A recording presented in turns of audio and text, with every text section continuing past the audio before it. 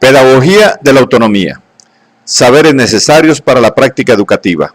Por Paulo Freire. 29. 3. Enseñar es una especificidad humana.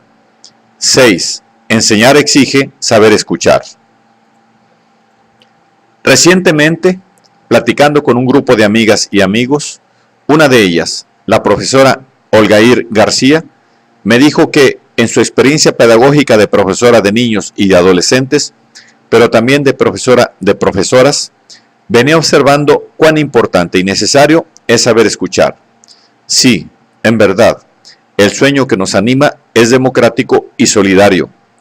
No es hablando a los otros, desde arriba, sobre todo, como si fuéramos los portadores de la verdad que hay que transmitir a los demás, como aprendemos a escuchar, pero es escuchando cómo aprendemos a hablar con ellos.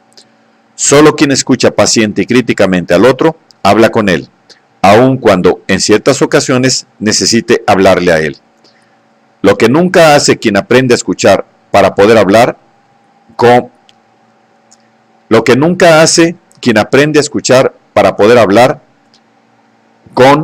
es hablar impositivamente. Incluso cuando por necesidad habla contra posiciones o concepciones del otro, habla con él como sujeto de la escucha de su habla crítica y no como objeto de su discurso. El educador que escucha aprende la difícil lección de transformar su discurso al alumno, a veces necesario, en un habla con él. Hay una señal de los tiempos, entre otras, que me asusta: la insistencia con la que, en nombre de la democracia, de la libertad y de la eficiencia, se viene asfixiando la propia libertad y, por extensión, la creatividad y el gusto de la aventura del espíritu. La libertad de movernos, de arriesgarnos, viene siendo sometida a una cierta uniformidad de fórmulas, de maneras de ser, en relación con las cuales somos evaluados. Claro está que ya no se trata de la asfixia truculentamente producida por el rey despótico sobre sus súbditos, por el señor feudal sobre sus vasallos, por el colonizador sobre los colonizados, por el dueño de la fábrica sobre los obreros, por el Estado autoritario sobre los ciudadanos, sino por el poder invisible de la domesticación enajenante que alcanza una eficacia extraordinaria en lo que vengo llamando burocratización de la mente.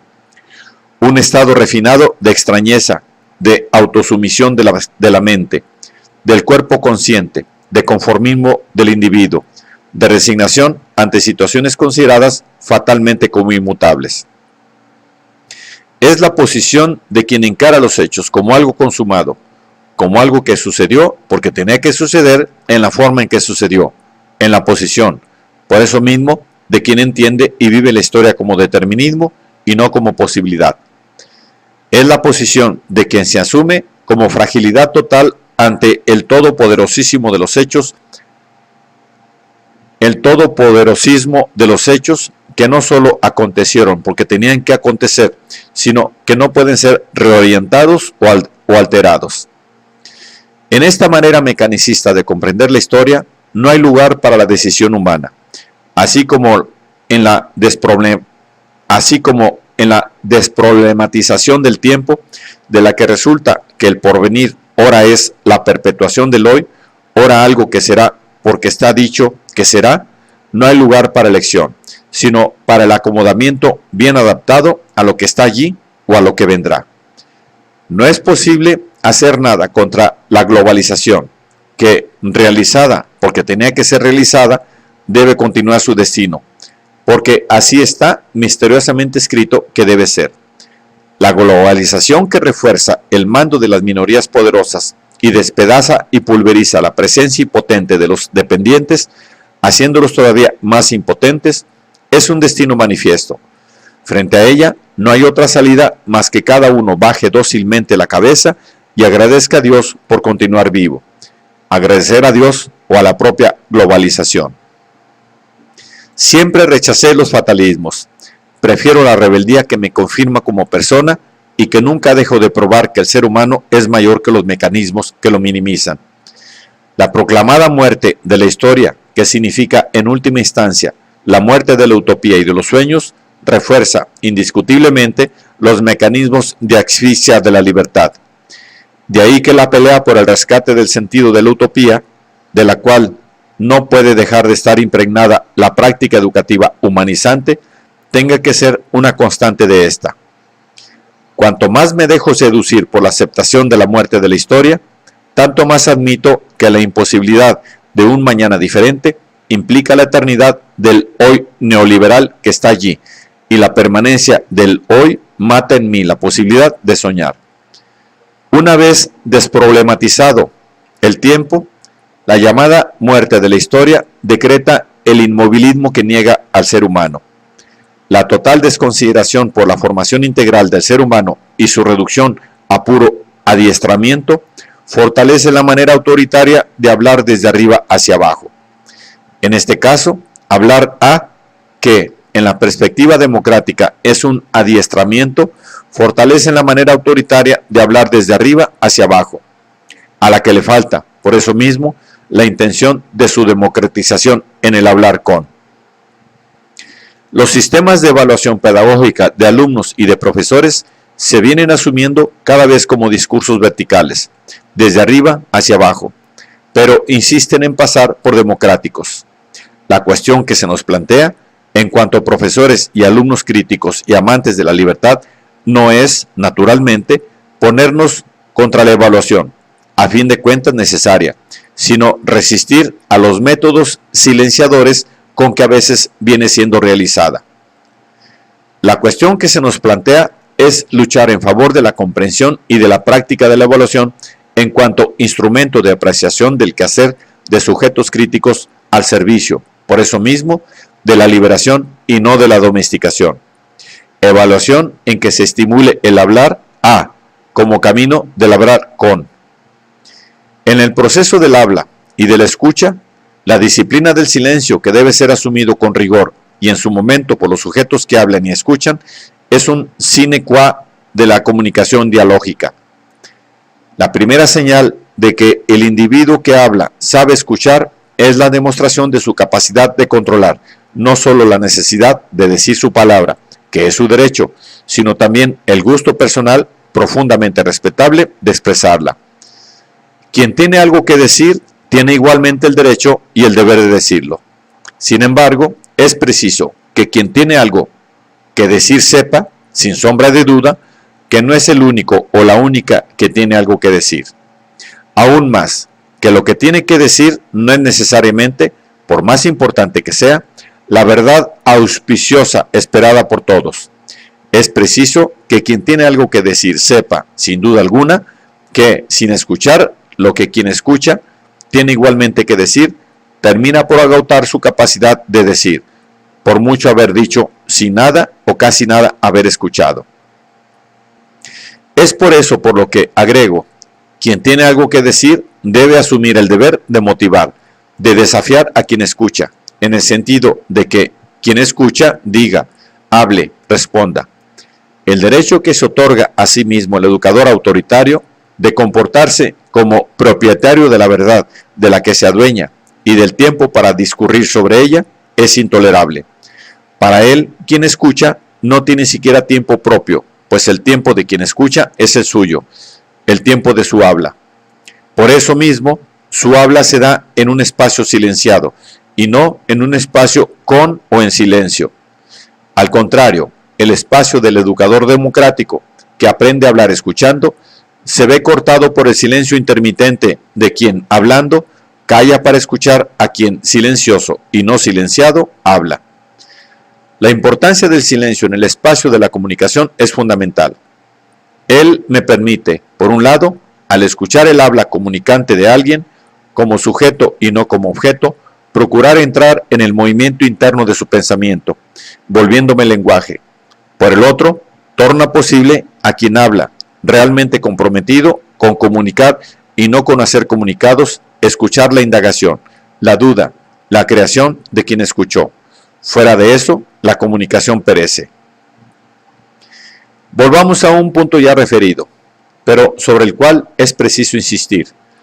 Una de las características de la experiencia existencial en el mundo, en comparación con la vida, en el soporte, es la capacidad que fuimos creando, mujeres y hombres, de entender el mundo sobre el qué y en el qué actuamos, lo que se dio simultáneamente con la comunicabilidad de lo entendido.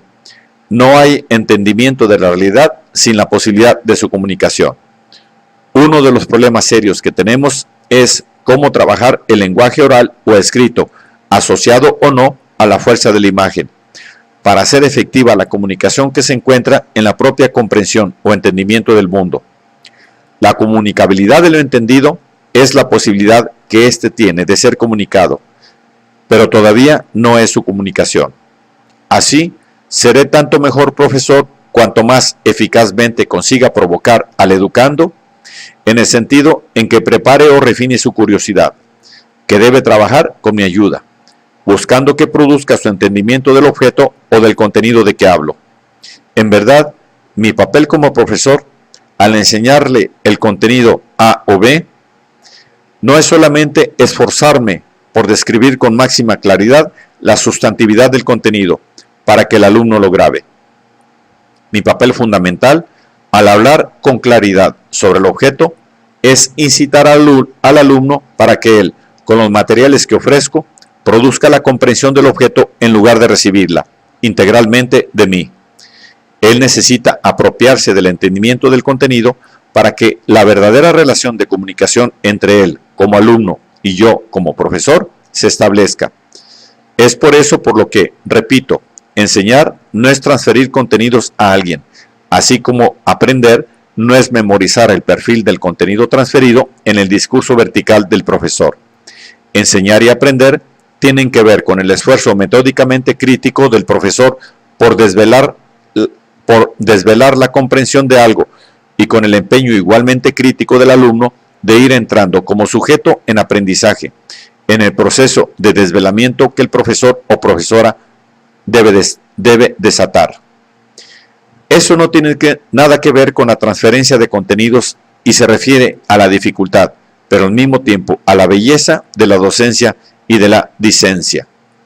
Así, no es difícil comprender que una de mis tareas centrales como educador progresista sea apoyar al educando para que él mismo venza sus dificultades en la comprensión o en el entendimiento del objeto, y para que su curiosidad, compensada y gratificada por el éxito de la comprensión alcanzada, sea mantenida y así estimulada a continuar en la búsqueda permanente que implica el proceso de conocimiento. Que se me perdone la reiteración, pero es preciso enfatizar una vez más: enseñar no es transferir el entendimiento del objeto al educando, sino instigarlo para que, como sujeto cognoscente, sea capaz de entender y comunicar lo entendido. Es en este sentido como se me impone escuchar al educando en sus dudas, en sus temores, en su incompetencia provisional. Y al escucharlo, aprendo a hablar con él. Escuchar es, obviamente, algo que va más allá de la posibilidad auditiva de cada uno. Escuchar, en el sentido aquí discutido, significa la disponibilidad permanente por parte del sujeto que escucha para la apertura al hablar del otro, al gesto del otro, a las diferencias del otro. Esto no quiere decir, evidentemente, que escuchar exija que quien realmente escucha se reduzca al otro que habla. Esto no sería escucha, sino autoanulación. La verdadera escucha no disminuye en nada mi capacidad de ejercer el derecho de discordar, de oponerme, de asumir una posición. Por el contrario, es escuchando bien como me preparo para colocarme mejor o situarme mejor desde el punto de vista de las ideas. Como sujeto que se da al discurso del otro, sin prejuicios, el buen escuchador dice y habla de su posición con desenvoltura, precisamente porque escucha al otro. Su habla discordante, afirmativa, no es autoritaria. No es difícil percibir que hay varias cualidades que la escucha legítima demanda de su sujeto, cualidades que van siendo constituidas en la práctica democrática de escuchar. Discutir cuáles son estas cualidades indispensables debe formar parte de nuestra preparación, aun sabiendo que ellas necesitan ser creadas por nosotros, en nuestra práctica, si nuestra opción política pedagógica es democrática o progresista, y si somos coherentes con ella. es necesario que sepamos que sin ciertas cualidades o virtudes como el amor, el respeto a los otros, la tolerancia, la humildad, el gusto por la alegría, por la vida, la apertura a lo nuevo, la disponibilidad al cambio, la persistencia en la lucha, el rechazo a los fatalismos, la identificación con la esperanza, la apertura a la justicia, no es posible la práctica pedagógico progresista, que no se hace tan solo con ciencia y técnica. Aceptar y respetar la diferencia es una de esas virtudes sin las cuales la escucha no se puede dar. Si discrimino al niño o a la niña pobre, a la niña o al niño negro, al niño indio, a la niña rica, si discrimino a la mujer, a la campesina, a la obrera, no puedo evidentemente escucharlas. Y si no las escucho, no puedo hablar con ellas, sino hablarles a ellas, desde arriba hacia abajo. Sobre todo me prohíbo entenderlas. Si me siento superior al que es diferente, no importa quién sea, me niego a escucharlo o a escucharla. El diferente no es el otro que merece respeto, es un esto o aquello, maltratable o despreciable. Si la estructura de mi pensamiento es la única correcta, irreprochable, no puedo escuchar a quien piensa y elabora su discurso de una manera que no es la mía. Tampoco escucho a quien habla o escribe fuera de los patrones de la gramática dominante. ¿Y cómo estar abiertos a las formas de ser, de pensar, de valorar de otra cultura, consideradas por nosotros demasiado extrañas y exóticas? Vemos cómo el respeto a las diferencias y obviamente a los diferentes exige de nosotros la humildad que nos advierte que los riesgos de exceder los límites más allá de los cuales nuestra autoestima necesaria se convierte en arrogancia y falta de respeto a los demás. Es preciso afirmar que nadie puede ser humilde por puro formalismo, como si cumpliera una obligación burocrática. Al contrario, la humildad expresa una de las raras certezas de las que estoy seguro, la de que nadie es superior a nadie. La falta de humildad, revelada en la arrogancia y en la falsa superioridad de una persona sobre otra, de una raza sobre otra, de un género sobre otro, de una clase o de una cultura sobre otra, es una transgresión de la vocación humana del ser más. Lo que la humildad no puede exigir de mí es mi sumisión a la arrogancia y a la rudeza de quien me falta el respeto. Lo que la humildad exige de mí, cuando no puedo reaccionar como debería a la afrenta, es enfrentarla con dignidad, la dignidad de mi silencio y de mi mirada que transmiten mi protesta posible. Es obvio que no puedo batirme físicamente con un joven, a quien no es necesario agregar vigor ni cualidades de luchador. Pero ni así, sin embargo, debo humillarme ante su falta de respeto y su agravio, y llevármelos para casa sin al menos un gesto de protesta. Es necesario que, al asumir con seriedad mi impotencia en la relación de poder entre él y yo, su cobardía se haga patente. Es necesario que él sepa que yo sé que su falta de valor ético lo inferioriza. Es preciso que sepa que, si bien puede golpearme físicamente y sus golpes causarme daño, no tiene, sin embargo, la fuerza suficiente para doblegarme a su arbitrio. Aún sin pegarle físicamente, el profesor puede golpear al educando, provocarle disgustos y perjudicarlo en el proceso de su aprendizaje. La resistencia del profesor, por ejemplo, a respetar la lectura del mundo con la que el educando llega a la escuela, obviamente condicionada por su cultura de clase y revelada en su lenguaje, también de clase, se convierte en un obstáculo a la experiencia de conocimiento del alumno. Como he insistido en este y en otros trabajos, saber escucharlo no significa, ya lo dejé claro, concordar con su lectura del mundo o conformarse con ella y asumirla como propia. Respetar la lectura del mundo del educando tampoco es un juego táctico con el que el educador o la educadora busca volverse simpático al alumno. Es la manera correcta que tiene el educador de intentar, con el educando y no sobre él, la superación de una manera más ingenua de entender el mundo con otra más crítica. Respetar la lectura del mundo del educando significa tomarla como punto de partida para la comprensión del papel de la curiosidad, de modo general, y de la humana, de modo especial, como uno de los impulsos fundadores de la producción del conocimiento. Es preciso que al respetar la lectura del mundo del educando para superarla, el educador deje claro que la curiosidad fundamental al entendimiento del mundo es histórica y se da en la historia, se perfecciona, cambia cualitativamente, se hace metódicamente rigurosa. Y la curiosidad, así metódicamente rigorizada, hace hallazgos cada vez más exactos. En el fondo, el educador que respeta la lectura de mundo del educando reconoce la historicidad del saber, el carácter histórico de la curiosidad, y así, rechazando la arrogancia cientificista, asume la humildad crítica propia de la posición verdaderamente científica.